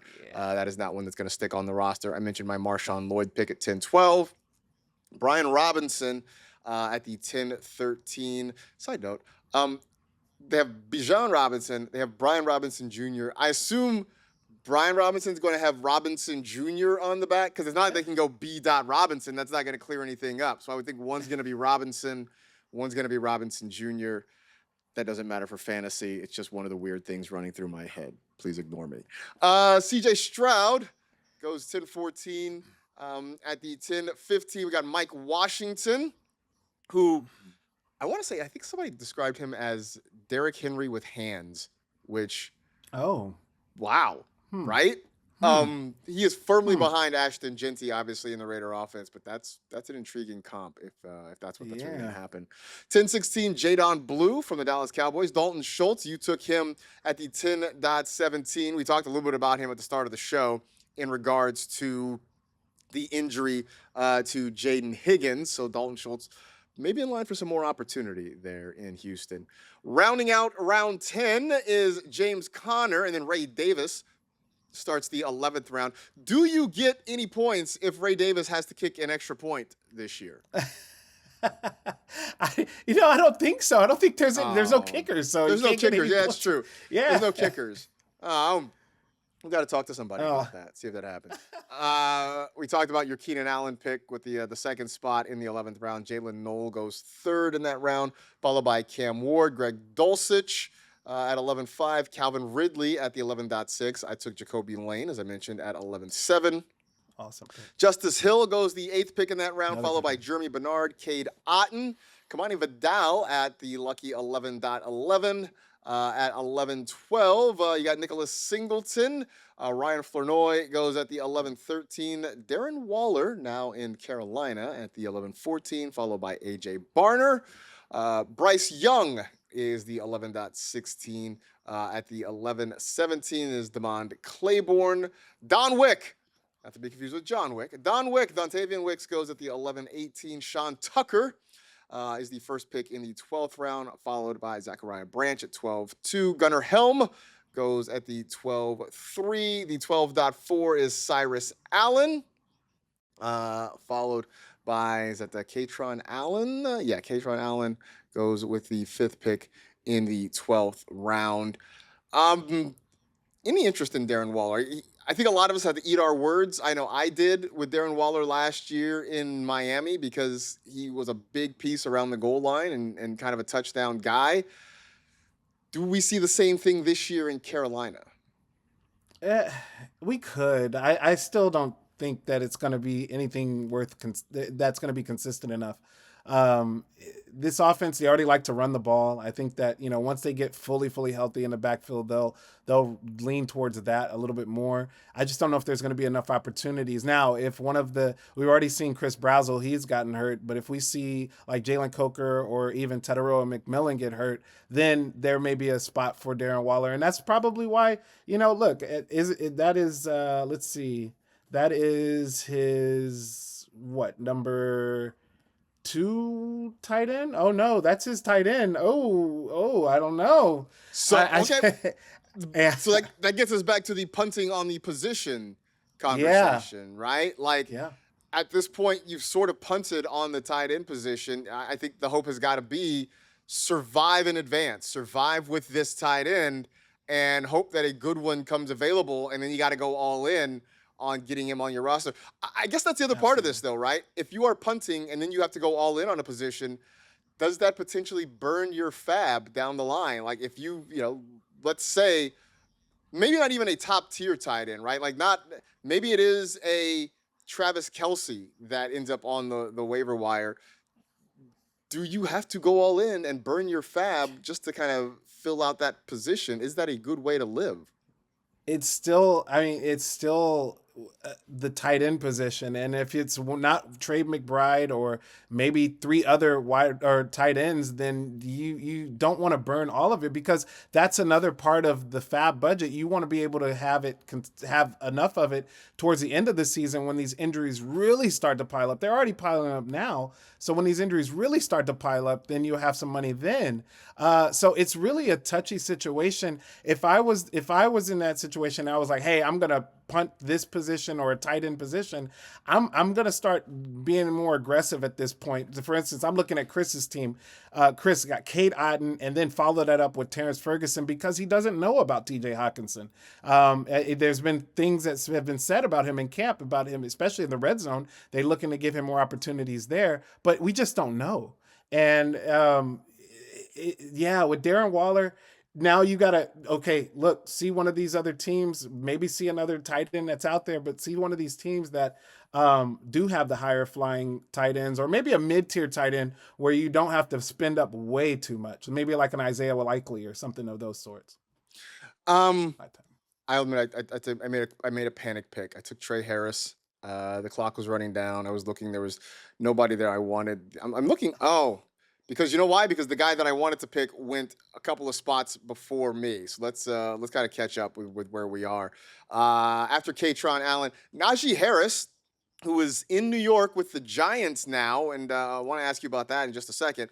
Isaac Tesla, which I don't know if I've told you this. You have to say it like Kendrick Lamar saying mustard. It's Tesla. That's how Oh, it is. That is the official way to say it. So Isaac that's the way you do it. Tesla goes seventh pick of the 12th round. Cooper Cup. I mean, a dude who once upon a time in fantasy leagues was a surefire first round pick. Now in Guillotine Leagues at the 12.8. Terrence Ferguson. That is who I was hoping to take with my 12th round pick. Yeah. Didn't realize that he came off the board just a couple picks ahead of me. So he goes 12.9. Evan Ingram 12.10. At the 12.11 is Kalon Black for the 49ers. I took Trey Harris, admittedly, a little bit of a panic pick right there as the clock was running down. Followed by George Holani, Aaron Rodgers, Fernando Mendoza, 15th pick in the 12th round. At the 12.16 is Chris Bell. You took Jack Besh at the 12.17. You're on the clock again, so I will kind of filibuster while you make a pick there. But Yeah. try to figure out who's going to be. Oh, Yeah. we have to Yeah. talk, I had friend. to, I had to, I had to do it, We, Marcus, we got we got to because I talk, need, friend. I need another quarterback, and there's two other quarterbacks that are available: Geno Smith and Kirk Cousins, but they all have the same buy as Lamar Jackson. So that's something that you have to look at, and that I failed to look at until later in the round. Now I'm dealing with Tua Tagovailoa as my backup quarterback. Now, look, I'm not gonna worry about it because I got Lamar Jackson. But what if he gets hurt? Ooh, Yeah, yeah. I mean, like I mean, I haven't really even paid attention to my bye weeks now that I'm looking at it. I mean, I got three guys in week 10. I got two guys in week 13. I got one, two, three guys in week 6. Haven't really considered it just because I feel like when we get, especially to that part that late in the That part, season, that yeah. it's not going to be as impactful, right? Like you will have made change. Either you've been chopped or you will have made changes so that it's not going to be as big a deal. I am on the clock right now, and all right, I will take a Rams to no, I'm not taking a Rams tight end. What am I doing here? All right, we will. You know what? We'll take the Geno Smith here at this spot, just because we did. I did need another quarterback, so I took Geno Smith as I don't know, just depending on what the situation is. If I last long enough, he's probably going to get cut from my roster, and I'll pick up another quarterback if I need to. Um, if we get to it, and if I'm still alive, because Caleb. Well, here's it. Caleb Williams. When is his bye? Caleb Williams' bye is in week 10. Um, if I'm still around in week 10, I'd be shocked if Geno Smith is still on my roster because that means a lot of other quarterbacks will have been cut. Um, and I probably would have picked one of them up there too. So, you know, I will live with the consequences of that. That, Uh, but what you're talking about is interesting though, because I didn't even think about like thinking about Lamar Jackson as a week 13 bye. I've got 13 weeks to worry about a quarterback later on. If again, but you got to think about that in the back of your head about getting chopped. But still, I mean, I've got this guy locked in for at least 13 weeks. I mean, I believe in Caleb Williams. I'm big on the Bears Right. offense. So I feel okay rocking with Caleb as my Yeah. QB1. Now, look, maybe I rethink that if something happens and Joe Burrow ends up on the waiver wire in a couple of weeks. Maybe I rethink that, and then I have a real dilemma on my hands. But I have enough faith in Caleb Williams that I'm not particularly worried about who my number two quarterback is going to be at the moment. So, real quick, Jack Best, you mentioned Pat Bryant goes 12-18. Is that Malachi Fields goes to the start of the 13th round? You took Tua at the 13th too. Devon Vele goes after that. Samaje Perine. Is that Jordan James with the, what is that, the fifth pick in the 13th round? Pat Fryermuth. I took Geno Smith at the 13-7. Rashad Bateman goes 13-8. Was this Jalen Wright at the 13-9, followed by Kirk Cousins. Then after that, we are looking at Darnell Washington, tight end for the Pittsburgh Steelers. He is followed by Ted Hurst, Jake Tonjes, who I seriously consider taking Jake Tonjes. But I don't know. I don't know what to make of the Niners tight ends. A lot of it depends on what happens with just George Kittle to start the season. Emmanuel Wilson at the 13-14, and then Darnell Mooney at the 13-15. There's some talk that teams are interested in trading for Darnell Mooney. That could be interesting, Tip, if he does get dealt somewhere. Maybe there's a better opportunity for him if he leaves New York. Yeah, that is interesting because there's some teams out there that still need wide receivers. I just think with Matt Nagy, he does like to throw the long ball, and Jackson Dart does have when he's healthy, when he's upright, he does have a cannon. So I think they probably will try to see what they have. But yeah, that is interesting that some teams are in talks with Darnell Mooney, because anytime you got a high flyer like that who can stretch a defense, that's very, very pivotal for a Well, I also team. feel bad because Darnell Mooney that last year in Atlanta underperformed, and everybody was Yeah. frustrated with Darnell Mooney because he wasn't playing well. And then late in the season, the Falcons are like, "Oh, by the way, he's been playing with a broken collarbone all year." We're like, "Well, things that should have been brought to my attention yesterday." Like you find out that this guy has not been completely healthy all year long, and suddenly why he hasn't been performing makes a whole lot more sense. It's just that the Falcons didn't bother to tell anybody. Instead, they let the whole football and fantasy football world heap scorn upon the shoulders of Darnell Mooney, when it's just like, oh man, like there were reasons, there were understandable reasons for why this is the way that this is. After Darnell Mooney, you get Adam Randall from the Ravens, running back for the Ravens, who goes at the 13-16. Colby Parkinson, who I very strongly considered with my 13th round pick. He goes at the 17th pick of the 13th round. Tyquan Thornton, final pick of round 13. And now we are into the 14th and final round of this draft. It begins with Devin Singletary, followed by Andre Yoshibas. Devin Singletary, Tip, is a guy that I liked in Buffalo for all those years. My problem with Devin Singletary was that they loved using him between the 20s, and he would come off the field once they got in the red zone, and Yeah. it felt like Devin Singletary needed three forms of ID to get into the end zone. Yeah, no, it was rough for him. You're right. And now they got Najee Harris too. It's just it's they're not liking something in that, whether it be injury, whether it be the missed assignment Tyrone Tracy had, or that where Jackson Dart got blown up.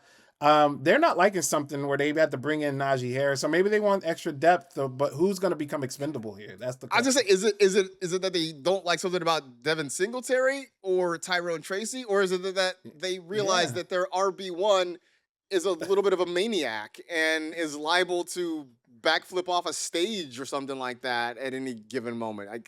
How much of this is Cam Scattaboo insurance? Exactly. And that too, it's just kind of turning into one of those situations where at the beginning of the season or before this season or before off season started, training camp, OTAs, we kind of knew. We were like, okay, Scattaboo, Tyrone Tracy. But then when they bring in other players, and Devin Singletary was there, but he was more of an insurance guy just in case some of those guys get hurt. Now you bring in this, so it does make it a little bit confusing. Kind of one of those, at the beginning of the season, those Denver Broncos backfield, or the Cardinals backfield before Jeremiah Love got hurt or got banged up. So it's one of those that it's really hard to gauge right now. Um, After Singletary is Andre Yoshivas, followed by Xavier Leggett, who reports say is having a really good training camp. He feels like one of those guys where this is sort of his last chance in Carolina to prove himself. Otherwise, he's going to be looking for a new NFL home. I think he's in a very similar situation, kind of to Keon Coleman, where Yeah. folks in Buffalo are pretty much out on the Keon Coleman experience. On top of that, I think he's last seen in a walking boot. Speaking of Coleman, Leggett seems to be getting some positive reviews in training camp, so we'll see if that turns into something. Going to have a lot of target competition down there in Carolina. The 14.4 is Elijah Surratt, another rookie wide receiver for the Baltimore Ravens, and I think after the NFL draft, I think the thought was Surratt was going to be sort of the guy to challenge for those targets. It appears that it has become Jacoby Lane who has passed him on the depth chart and is going to get those chances. But Surratt still maybe with a chance to crack the lineup if possible. David Njoku at the 14.5. I like Aronde Gadsden. I did not draft him here, but I do like Aronde Gadsden. Should Gadsden drafters be worried about Njoku? I don't think so. I think what Ninjoku is going to be there for that offense is going to be more on the blocking side. I mean, they're already dealing with the offensive line, the center getting hurt and being out indefinitely. Yeah, Tyler So I Biadasz. think Yeah. it's yeah, Tyler Biadasz. So I think that they're going to be more along the lines of getting David Njoku helping in the line. But he will catch passes as well, and that will take away from Aronde Gatson. And they're high on Charlie Kohler as well, and Charlie Kohler is a great blocker. So it's one of those situations for me with the tight ends. I'm looking elsewhere because it could be where they're asking most of the tight ends to help out with the line. And even Aronde Gatson, but we know that he's more the pass catching back, or pass catching tight end. But there's already pass catchers on that team that they can deal with as well. So I'm a little out on Aronde Gatson this year, man. I last year we didn't really see, we saw flashes here and there, but flashes will get you chopped. Flashes will put that on a t-shirt. Flashes will get you There you chopped. go. Um, Flashes will get you chopped. I am on the clock for my final pick of this draft, and yeah, we're gonna scroll a little bit, folks. Yeah, Uh, this is putrid. Like, this is like I would prefer to abstain at this point because it is not great as we scroll through and ooh, try to figure out what is left, what to do. You know what? I know what I'm gonna do here. Let's see if he's still available. I would think he is. Yep, we're gonna take C.J. Daniels, the rookie out of Miami, who has sort of opened some eyes in Rams training camp so far this year. For what it's worth, he got a lot of rave reviews from Michael Irvin. I know it's weird for Michael Irvin to get excited about a player from the U. That's never happened in the history of ever before. But for what it's worth, people not named Michael Irvin or not immediately associated with the University of Miami seem to be excited about CJ Daniels as well. So with my final pick of the 14th round, I will take him. Um, let's see, just oof. to kind of to catch up a little bit. After Njoku, Carson Beck, Brashard Smith, Troy Franklin. The 14.9 is Bryce Lance, wide receiver for the Saints. Keon Coleman, and then I think we got, no, not Rashad Bateman. We knew about that one. Tez Johnson or Ty Johnson, rather, I should say, going the 14.11. CJ Daniels, I took at the 14.12. Christian Kirk goes right after that. The 14.14 is Xavion Thomas. 14.15, we got Chris Brooks. Deshaun Watson goes to the 14.16. You, Tip, with your final pick, you take Ty Felton from the Minnesota Vikings. And waiting for the final pick of this Guillotine League draft, Blade Runners. I don't know if he's going to ceremoniously let the entire clock run down. I do not know. Nope. It is not going to go all the way down. It is going to be from the Indianapolis Colts, Seth McGowan, who is the final pick of this draft. So, final thoughts. Looking at your team, how you feel about what you put together here in this one? I'm cautiously optimistic. I think that Tucker Kraft auto pick that really messed me up a little bit. But I think that I think I could survive week 1. I don't know how much more I'm going to be able to survive after that. I'm looking at the chop line. I'm not there, thankfully. So I think we'll be okay with 1. I think it's going to be a big week for Lamar Jackson, big week for Jamar Chase, big week for Travis Etienne. I think those guys are going to pull me through. As for me, I mean, I like the start, especially the wide receivers and quarterbacks. I mean, with Amon-Ra, T. Higgins as the top 2 there. I think Josh Jacobs, hopefully, fingers crossed, no discipline coming for Josh Jacobs, because that could really actually impact things if he's not there in week 1. Something I did not take in mind, admittedly, when I drafted him. But with Caleb Williams, even Kenny Gainwell, I think there's some hope there. Again, the goal just to not be last here. So I think that's sort of what we're banking on here for this one. And I also say, Tip, if you come away from an 18-team draft and you feel good about it, you're probably lying to yourself, right? I think for most people, you look at it, you're like, I feel okay. I mean, when you said I'm cautiously optimistic, I think that's probably the right way to approach it. I think if you come away and you look at this, you're like, I love this team, then you probably did it wrong. Yep. Sort of how it goes. So there it is. That is our Guillotine League draft. We'll see who gets chopped in this one in week 1. We will figure that out. But this has been a meaty, very informationally packed episode of Chop. Thanks for hanging out with us. Stay happy, safe, and healthy. Do good and live well. Thanks to our man Mick for production assistance. Enjoy week 2 of the preseason, everybody. For Tip, I am Marcus. We will see you next week.